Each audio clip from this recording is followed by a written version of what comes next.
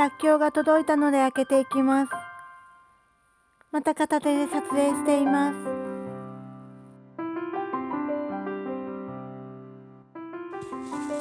この度はお買い上げ誠にありがとうございます。井上農園と書いてあります。初めての農園さんから購入したらっきょうは3キロ。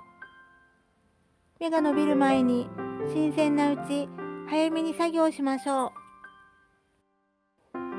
店頭で土付きらっきょうを購入する際のポイント。私はインターネットの注文ですが、お店で購入する場合、こういうらっきょうとは違い、上の部分が短く切られているものがあると思います。短く切られているらっきょうの場合、上にあるこちらの芽の部分、芽が短いものを選びます。芽が長く伸びたものは日にちが経っています。購入するときよく見ましょう。らっきょうは房になっています。まだ洗う前なので土もついています。こちらをパキパキと一つずつに剥がしていきます。らっきょうを洗っています。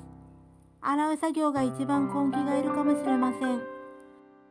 らっきょう3キロは2時間ほどかけてきれいに洗いました。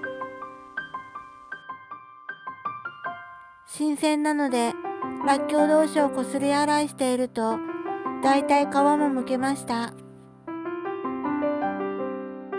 流水だともったいないので途中からため水で洗いました。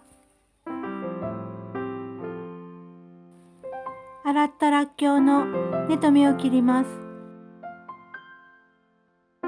つけ汁の分量は芽と根を切り、取り除いた後の重量で計算します。根の部分はギリギリに切ります。続いて芽。こういう感じでどんどん切り進めていきます。薄皮がついているときは剥いてつるつるとしたきれいな状態にします。芽と根を切り終えきれいになったらっきょうです。芽を切り忘れていたものが少しあり、後で切りました。この工程まで済ませれば、甘酢漬け以外にも塩漬けなどいろいろと応用できます。